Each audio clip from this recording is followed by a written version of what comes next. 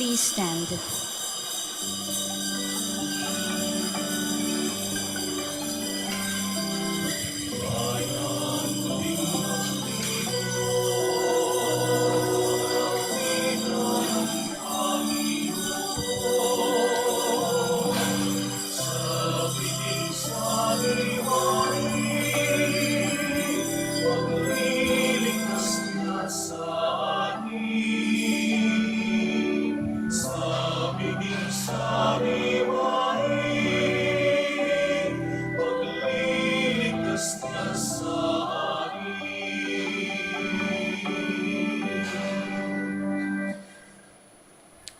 In the name of the Father, and of the Son, and of the Holy Spirit.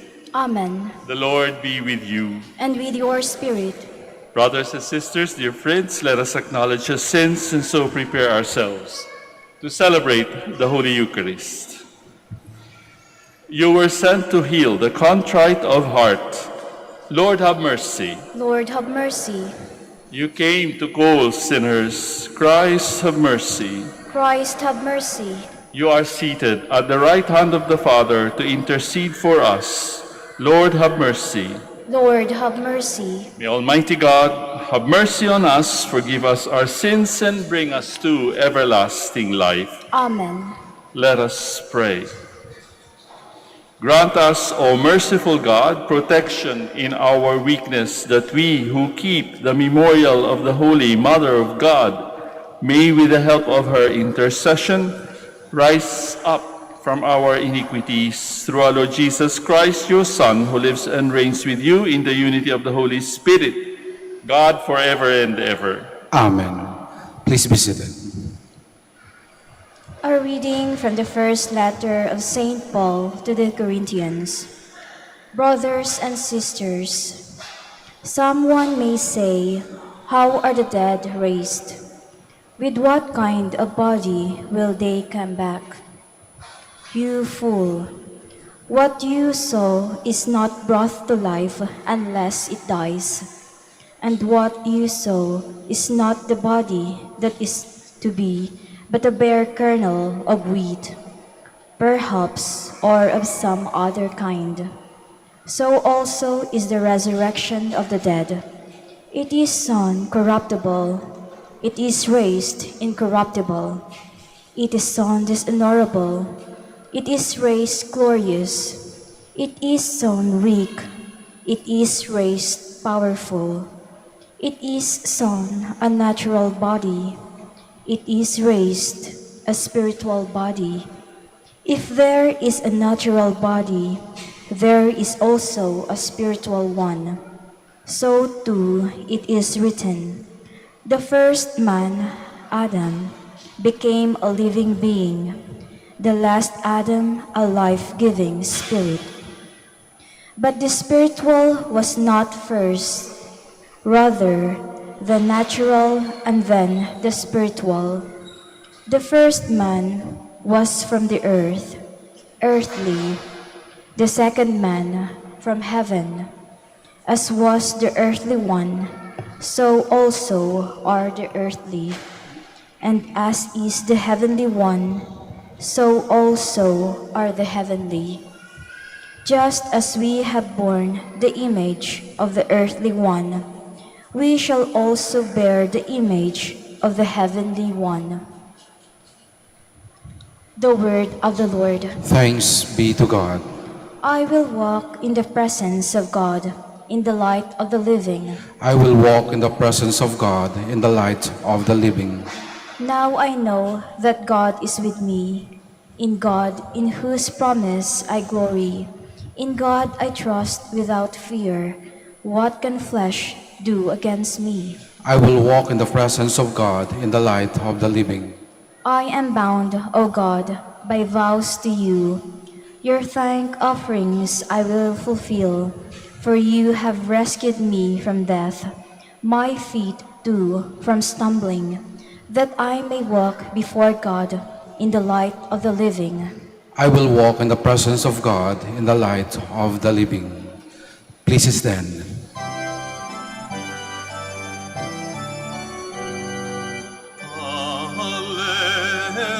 Alleluia,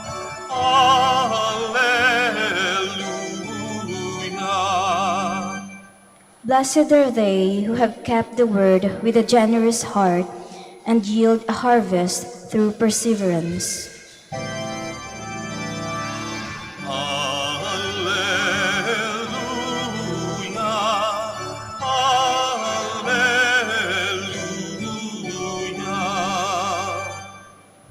The Lord be with you. And with your spirit, A reading from the Holy Gospel according to Luke.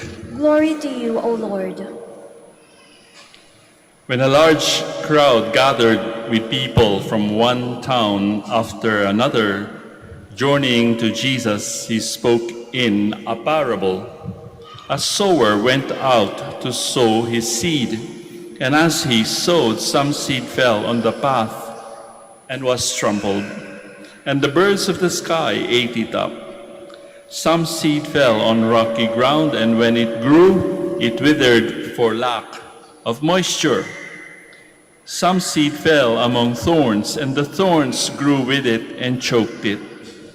And some seed fell on good soil, and when it grew, it produced fruit 100-fold. After saying this, he called out, "Whoever has ears to hear ought to hear." Then his disciples asked him what the meaning of this parable might be.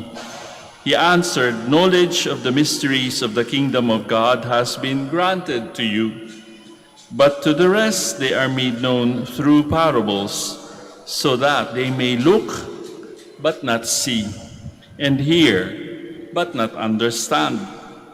This is the meaning of the parable. The seed is the word of God. Those on the path are the ones who have heard, but the devil comes and takes away the word from their hearts, that they may not believe and be saved. Those on rocky ground are the ones who, when they hear, receive the word with joy, but they have no root. They believe only for a time and fall away in time of temptation.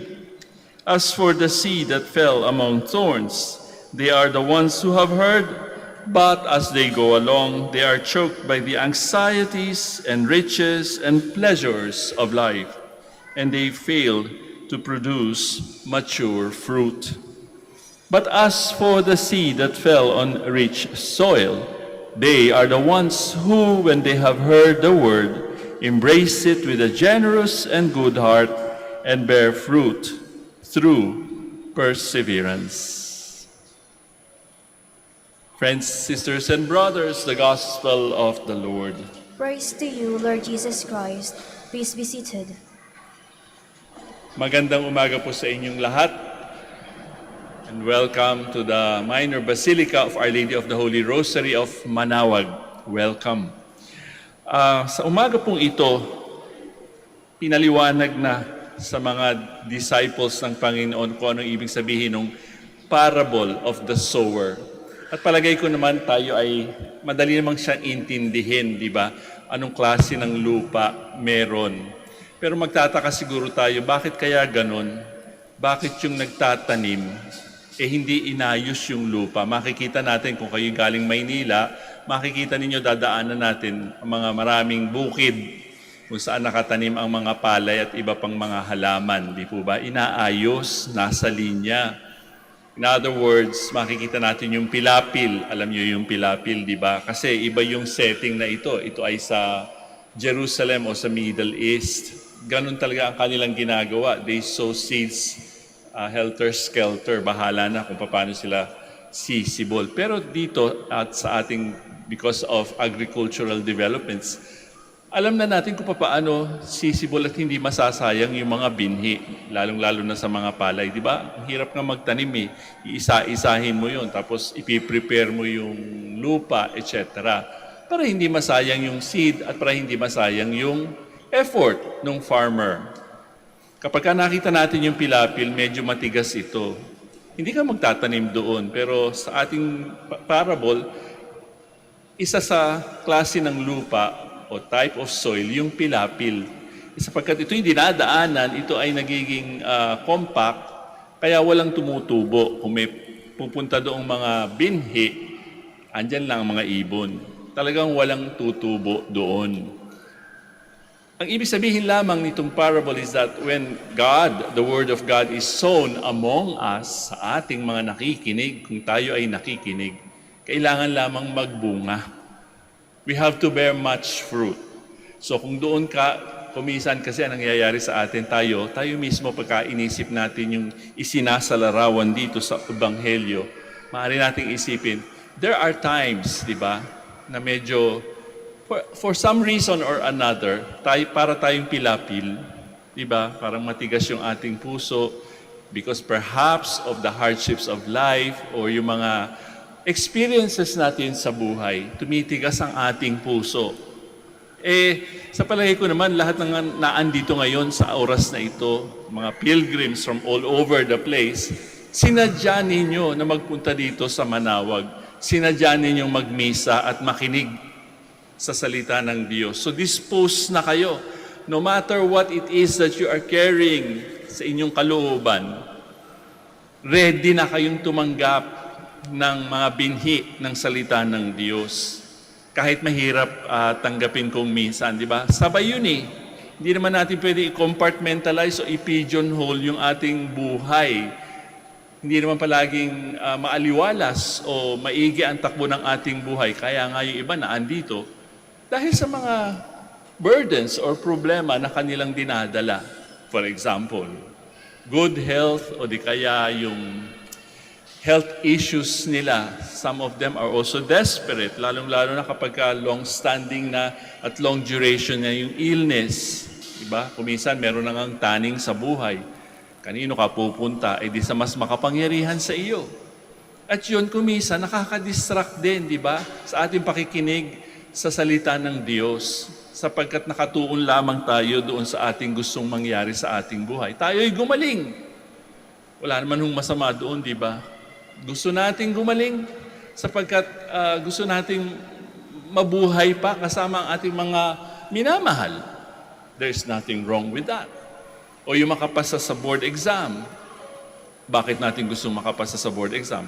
Para makahanap ng mabuting trabaho, etc., etc. Marami tayong hinihingi sa Diyos, sa Panginoon, at sa intercession of Our Lady of the Holy Rosary of Manaoag. Kaya nga tayo nagpipilgrimage. Kaya nga tayo nagtitiyaga. That is the reason why we find time.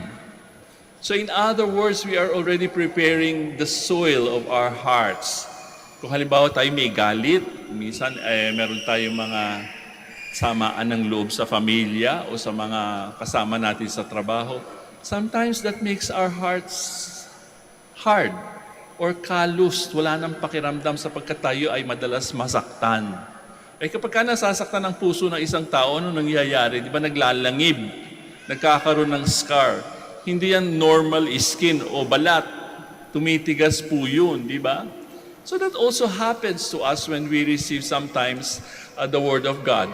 O perhaps yung iba sa atin, punta naman ako ng punta kung saan ako nagpipilgrimage, hindi naman sinasagot ng Panginoon yung aking hinihingi. O nagtatampo tayo sa Panginoon, di ba? O, does that mean hopeless na tayo? Hindi. Kaya nga sabi sa end of the gospel, to bear fruit through perseverance. Kahit yung ating mga panalangin, kailangan natin ng perseverance. O halimbawa kapag yung seed o yung salita ng Diyos ay tumama doon sa mabatong parte, talagang hindi ito susisibol ng maayos sapagkat dahil sa bato, it becomes an obstacle for the roots to go deep into the soil and absorb the nutrients and the water of the soil. Ganon din, meron tinatawag dito yung mga thistles or mga tinik. Kapag sinabi nating tinik, nauuna pa yung weeds kesa sa doon sa halamang ating itinanim. So that is really life, di ba? Yan ho ang ating buhay. Kaya sometimes let us take moments like this, kung saan tayo nananalangin, at suriin natin ang ating mga sarili. Ano ba yung aking damdamin ngayon? Ano ba ang aking puso? Am I receptive to the Word of God? May impact pa ba? Meron pa bang epekto kapag ako'y nakikinig sa salita ng Diyos? Huwag ho kayo mag-alala, kahit kami mga pare kung minsan, we have to analyze. Sometimes we are also hard soil. Sometimes we have rocks, stones in ourselves. Sometimes there are also thorns of anxiety, of pleasure, of distraction, so many kinds. And there are also many times when we become fruitful. Normal po yun sa ating karanasan sa buhay. So sana nga lang ay palagi tayong, kagaya ng sinasabi, the seed that fell on rich soil. They are the ones who, when they heard the word of God, embrace it with a generous and good heart. Yun ang ating objective. At kapag tayo ay tinanggap natin yung salita ng Diyos, there is no reason why we will not bear good fruit. At palagay ko naman, sa dami natin ngayon dito sa oras na ito, sa araw na ito, sa ating pakikinig, kahit kaunti ay makikita natin whether our prayers or petitions are answered the way we want it answered. Palagay ko, meron tayong dadalhin at bibit-biting dala o mga pasalubong para sa mga naiwan natin sa bahay. Walang umuuwi na galing sa isang pilgrimage site like Our Lady of Manaoag ng luhaan na walang bit-bit, meron. At least yung pag-asa kung paano sasagutin ng Panginoon at ng Mahal na Birhen ang ating mga hinaing, ang ating mga panalangin. There is always that hope. And then perhaps, habang tayo ay bumabalik at nagbiyahe, ano kaya ang magiging pasya ng Mahal na Birhen o ng Panginoon? Our Lady of the Rosary of Manaoag is the Virgin that calls, kaya nga tawag, no? Tumatawag siya, and that is the reason perhaps why you are here. You have to go to the inconvenience of traveling for at least, 4 hours, depende kung saan kayo galing. Babalik din kayo sa inyong mga pinanggalingan at ating pinagmumuni-muni. Ano nga kaya? Di ba? It is the Virgin who calls. Nakinig tayo sa kanyang tawag. Pagka tayo naririto na, now is the time for us to listen also. Ano ba ang sinasabi ng Mahal na Birhen sa atin? Ano ba ang sinasabi sa atin ng kanyang anak? Pagmuni-munian po natin yan. Baka makita na natin, we may have a hint or a clue of how the Lord will answer our prayers. We now stand to offer our prayers and petitions.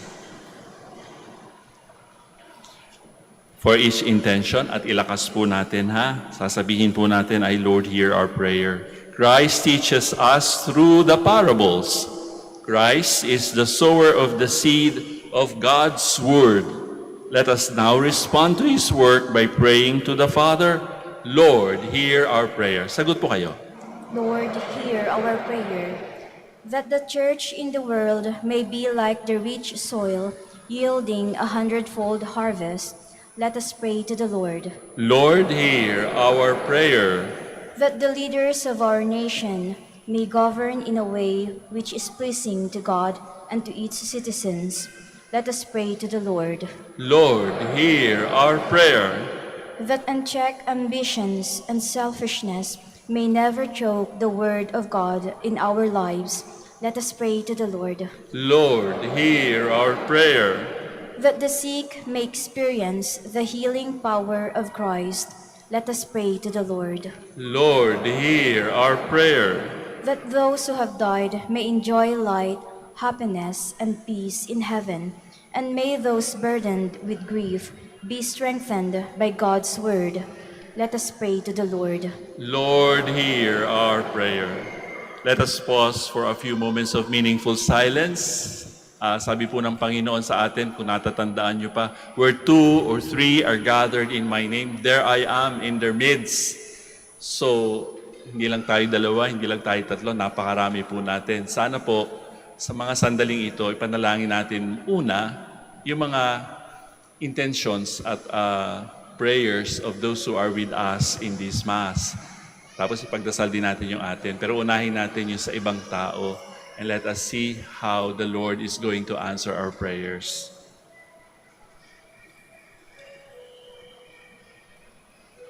For all these petitions and intentions we pray, Lord, hear our prayer.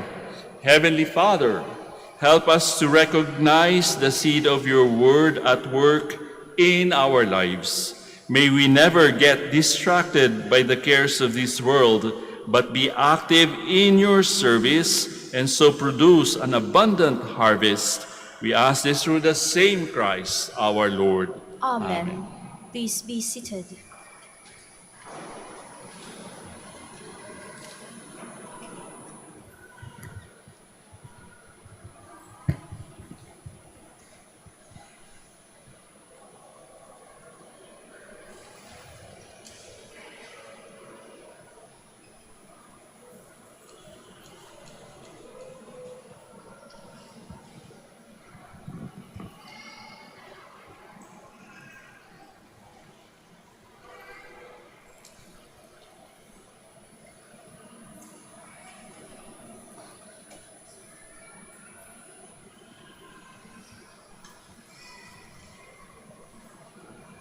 Blessed are you, Lord God of all creation, for through your goodness we have received the bread we offer you, fruit of the earth and work of human hands. It will become for us our bread of life. Blessed be God forever.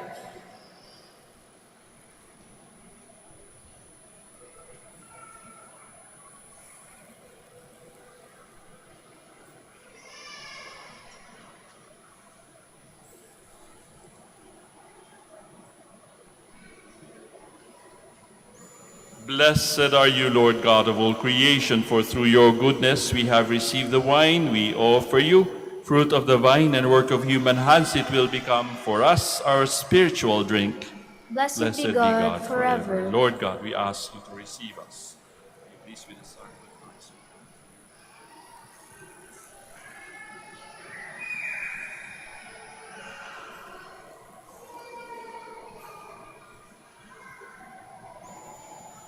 Please stand.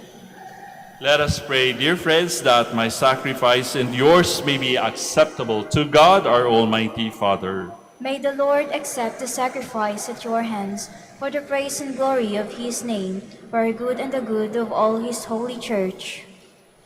Receive, O Lord, we ask the prayers of your people with the sacrificial offerings that through the intercession of Blessed Mary, the mother of your Son, Our Lady of the Rosary of Manaoag, no petition may go unanswered, no request be made in vain. Through Christ our Lord. Amen.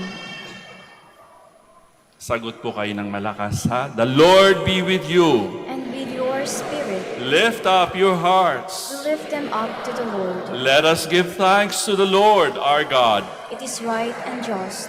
It is truly right and just, our duty and our salvation, to praise your mighty deeds in the exaltation of all the saints, and especially as we celebrate the memory of the Blessed Virgin Mary, to proclaim your kindness as we echo her thankful hymn of praise. For truly even to earth's ends you have done great things, and extended your abundant mercy from age to age. When you looked on the lowliness of your handmaid, you gave us through her the author of our salvation, your Son Jesus Christ our Lord. Through him, the host of angels adores your majesty and rejoices in your presence forever.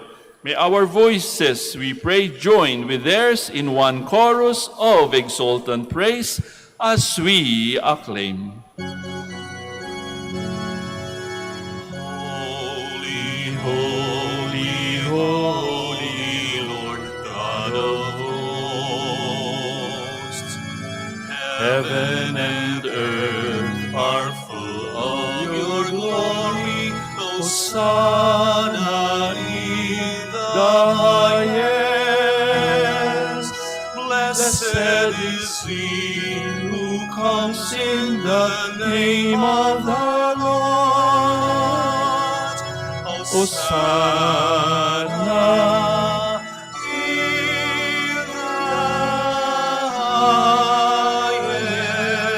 highest. Please kneel.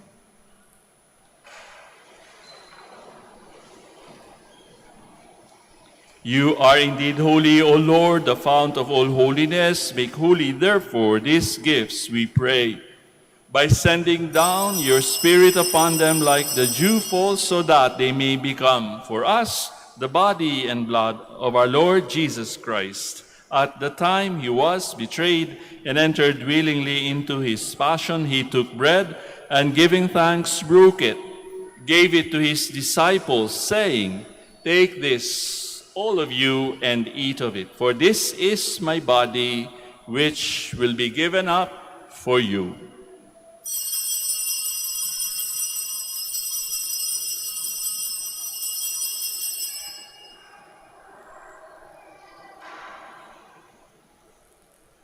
In a similar way, when supper was ended, he took the chalice, and once more giving thanks, he gave it to his disciples, saying, "Take this, all of you, and drink from it.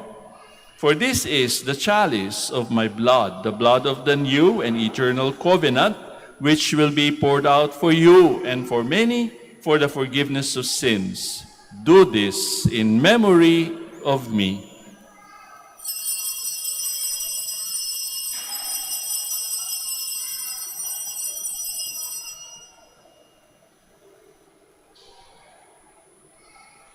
The mystery of faith.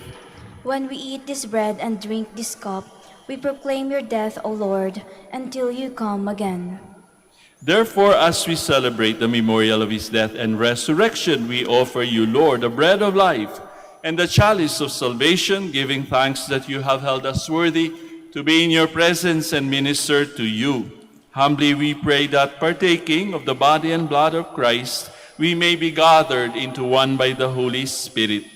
Remember, Lord, your church spread throughout the world and bring her to the fullness of charity, together with Francis, our Pope, Socrates, our Bishop, Fidelis, his auxiliary bishop, and all the clergy. Remember also our brothers and sisters who have fallen asleep in the hope of the resurrection, and all who have died in your mercy. Welcome them into the light of your face. Have mercy on us all. We pray that with the Blessed Virgin Mary, Mother of God, Saint Joseph, her most chaste spouse, the blessed apostles, Saints Dominican and Francis, and all the saints who have pleased you throughout the ages, we may merit to be co-heirs to eternal life and may praise and glorify you through your Son, Jesus Christ. Through him and with him and in him, O God, Almighty Father, in the unity of the Holy Spirit, all glory and honor is yours forever and ever. Amen. Please stand. At the Savior's command and formed by divine teaching, we now dare to pray.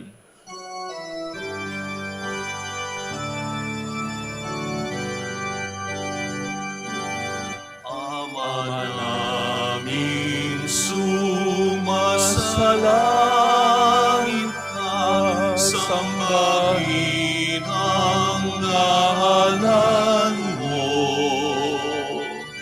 Mapasa amin ang kaharian mo, sundin ang loob mo. Dito sa lupa para ng sa langit, bigyan mo kami ngayon ng aming kakanin sa araw-araw, at patawarin mo ang aming mga sala para ng pagpapatawad namin sa nagkakasala sa amin, at huwag mo kaming ipahintulot sa tukso, at iadya mo kami sa lahat ng masama. Deliver us, Lord, we pray, from every evil. Graciously grant peace in our days, that by the help of your mercy we may be always free from sin and safe from all distress as we await the blessed hope and the coming of our Savior, Jesus Christ. For the kingdom, the power, and the glory are yours, now and forever.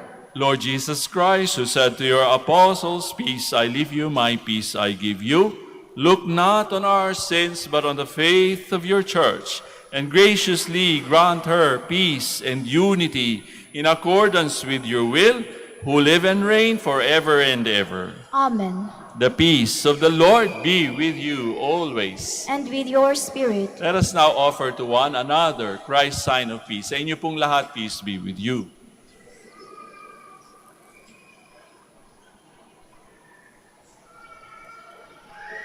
Lamb of God, you take away the sins of the world. Have mercy on us. Lamb of God, you take away the sins of the world. Have mercy on us. Lamb of God, you take away the sins of the world. Grant us peace. Please kneel.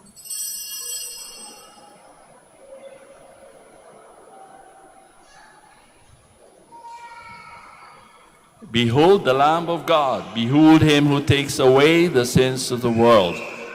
Blessed indeed are those called to the banquet of the Lamb. Lord, I am not worthy that you should enter under my roof, but only say the word, and my soul shall be healed.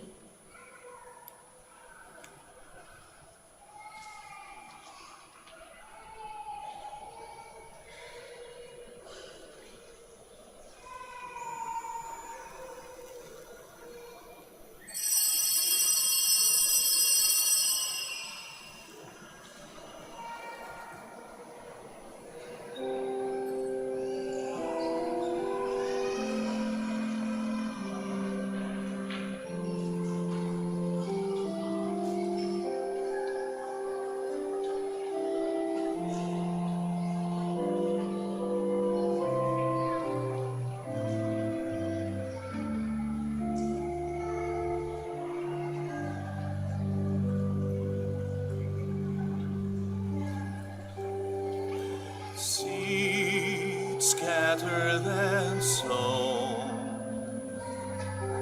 wheat gathered and grown, bread broken and shared as one, the living bread of God, fine fruit of the land,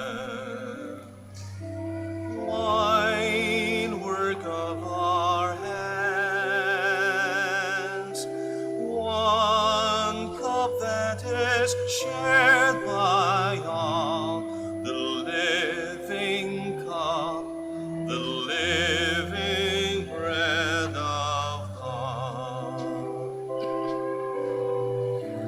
Is not the bread we break a sharing in our Lord? Is not the cup we bless the blood of Christ outpoured?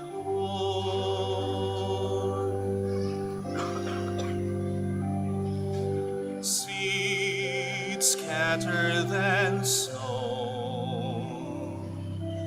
weeds gathered and grown,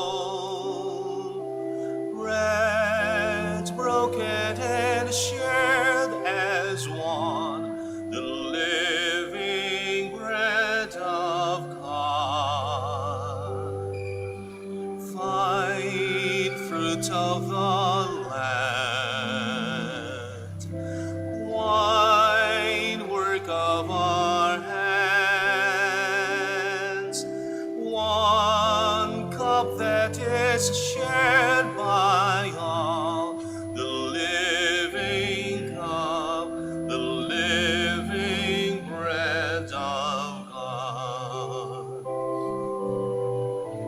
The seed which falls on rock will wither and will die.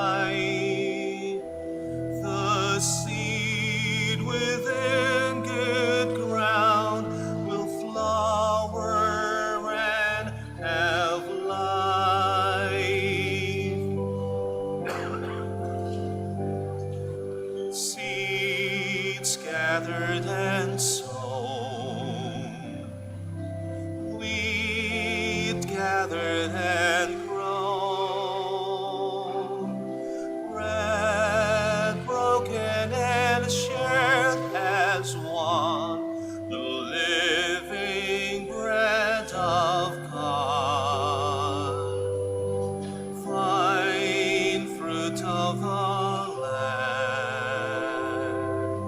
wine work of our hands, one cup that is shared by all, the living cup, the living bread of God. As wheat upon the hills was gathered and was grown, so may the church of God be gathered into one, seed scattered and sown, wheat gathered and grown, bread broken and shared as one, the living bread of God, fine fruit of the land, wine work of our hands, one cup that is shared by all. Announcement. Dear devotees of Our Lady of Manaoag, the October feast of Our Lady of the Rosary of Manaoag will be on October 2, 2022. We invite you to participate in our Novena Masses, which will start from September 23 to October 1, 2022. If you wish to sponsor one or several masses, you may fill out the form at the counters for masses area and submit it with your donation, where you will be provided with an acknowledgement receipt, or you may visit our website www.manaoagminorbasilica.org for the online pamisa.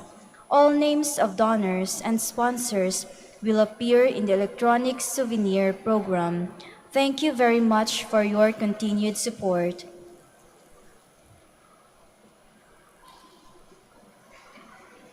Please stand.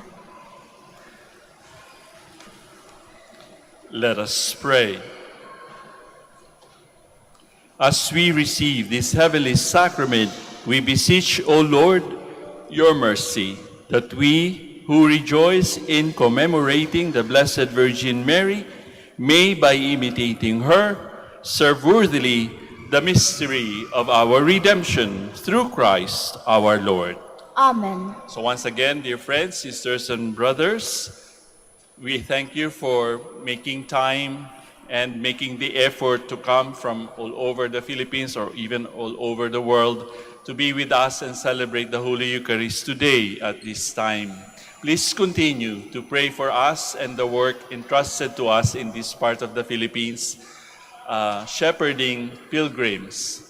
At makakaasa din po kayo na ang inyong mga intentions, ang inyong mga petitions ay pinagdarasal din namin umaga, tanghali at gabi sa aming mga panalangin. Let us continue to pray for one another.